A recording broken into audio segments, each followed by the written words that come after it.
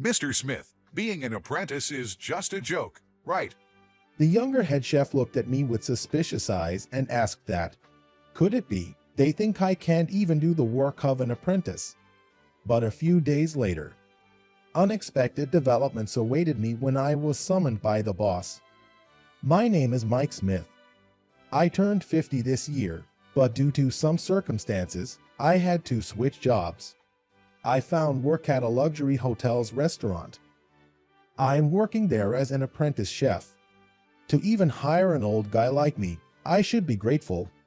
Hey old man, clean this up. Colleagues laughing and carelessly placing dishes around. They're younger than me and are promising apprentice chefs. Even among apprentice chefs, they are nothing like me in my 50s. My main tasks are washing dishes and taking out the trash. They help with cooking and push the grunt work onto me. I can't help but sigh thinking this might be my life till the end. It's my own doing, so I can't complain. Then one day, the former head chef retired and a new one was assigned. Nice to meet you, I'm James. I appreciate your kindness. The new head chef, who greets with an expressionless face. Mr. James was scouted by the boss from another diner. Though young, he's top-notch, and most of us working at other joints know of him. He's incredibly talented. However, with his mechanical-like lack of emotion and precision in his dishes, some folks jokingly wonder, is he a robot on the inside? But Mr. James quickly fit right in the kitchen, and before long, he shone as a dependable head chef. There's a world of difference between him and someone like me, who's always stuck washing dishes and taking out the trash. He probably doesn't even remember my name. I couldn't help but feel down on myself. Comparing a bright young man like him to an old guy in his 50s who can only do chores. The more I compared, the worse I felt. A few months after Mr. James started working, a valued guest of the boss was set to visit the hotel. The restaurant decided to serve a special course meal that wasn't usually on the menu. We need everyone's cooperation. Thank you. Mr. James gave a deep bow, and the staff nodded in firm agreement. United, the staff began to prepare the special dishes. Even though Mr. James is an exceptional chef, he always looks out for his staff and never acts superior. Because of his demeanor, the staff can work wholeheartedly. My job, as always, was just taking out the trash and washing the dishes, but I tried to do it more carefully and swiftly than usual. And then, the dishes were finally ready. All that was left was to replicate it for the real deal. Mr. James even said, "This is the best dish I've ever made." But, on the day, when Mr. James tasted the sauce, his usually calm face tensed up. This isn't the same sauce. It tastes different.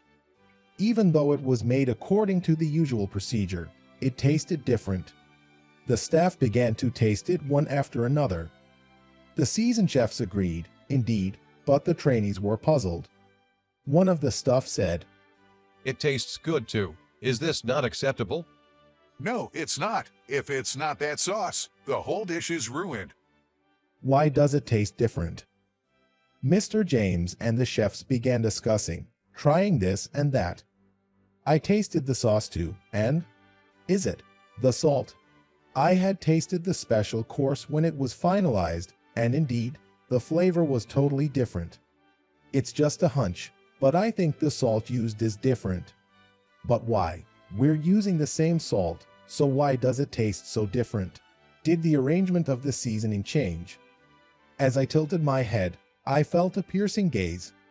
Mr. James was staring intently at me, and he said, Mr. Smith, what did you just say? Did he remember my name? I thought, a bit taken aback. I was saying, maybe the salt is different. Salt? He opened the container with the salt and tasted a pinch. Indeed, it does taste different. Then I said, maybe it's the humidity. It has been raining for the past few days. I shared my theory with Mr. James, who quickly gave instructions to another staff member. Get a fresh batch of salt, and quickly. Yes, sir. Then, He quickly adjusted the sauce and tasted it again. When he let me taste it, it tasted just like what I had the other day. All right, serve it to the customers. Yes, sir. Somehow, we managed to serve it in time and all the staff sighed in relief. Mr. Smith, thank you. Oh, glad I could help. I'd like to talk to you later. With that, he went back to his station. I returned to washing dishes. I wondered what he wanted to talk about. I was feeling a bit uneasy. After finishing my work, I headed to Mr. James' office. Mr. Smith, you're not really an apprentice, are you?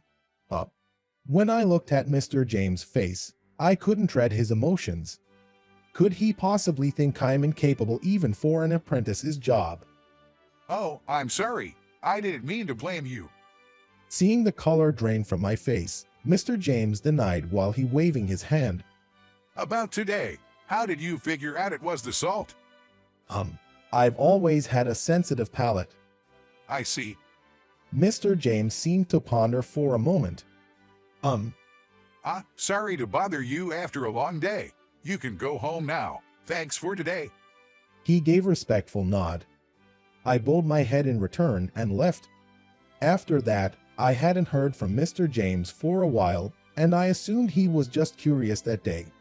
But then, Mr. Smith, yes, sir. I was completely off guard, so a weird voice slipped out.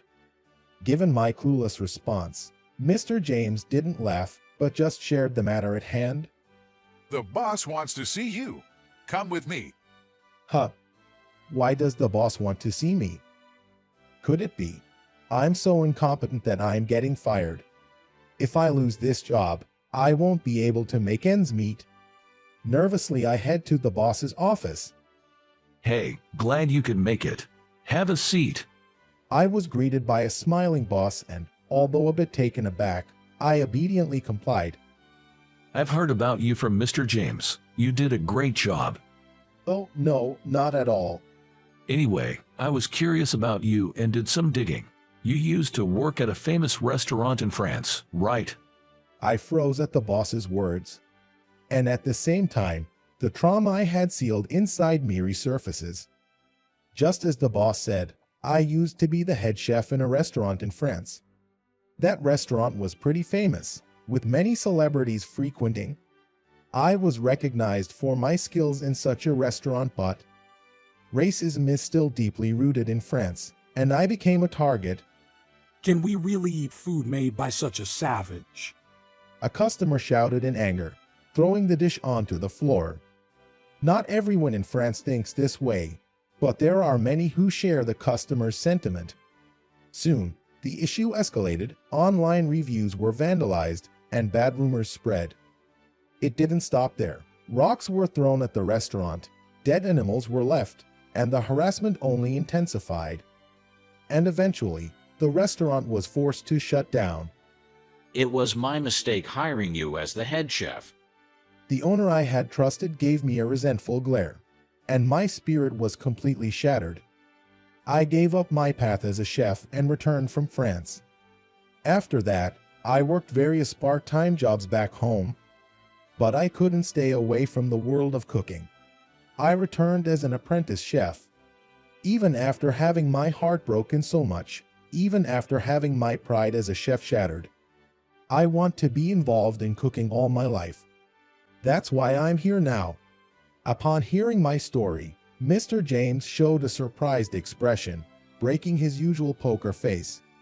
I never knew you worked at that restaurant. I've been there once. The dishes were truly amazing. The boss nods in agreement. Having someone as skilled as you as an apprentice is a loss for our hotel. Knowing about your painful past, would you use your culinary skills for our hotel? The boss said, looking straight into my eyes. I shifted my gaze to Mr. James next to me, and he also earnestly requested, Please, show us those wonderful dishes once more. I'll do anything you need. I could strongly feel the sincere emotions of the boss and Mr. James. In France, I lost my confidence. I was devastated, thinking my cooking skills were just that. But, in doing so, there was someone who truly craved my cooking. Knowing this, I felt an overwhelming joy, almost to the point of tears. If you're okay with someone like me.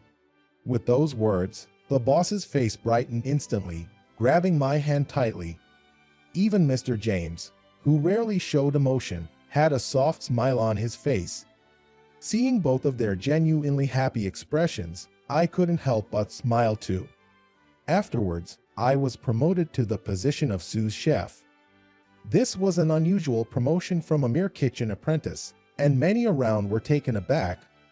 Even after Mr. James explained my background, the majority remained skeptical. So, you'll believe in his skills once you see them, right? At Mr. James' request, I served my dishes to the skeptical staff. Their doubtful faces, up until the moment they tasted my cooking, but with just one bite, those expressions transformed into sheer astonishment. Wow, this is great. Overhearing their genuine praise, I couldn't help but pump my fist in triumph.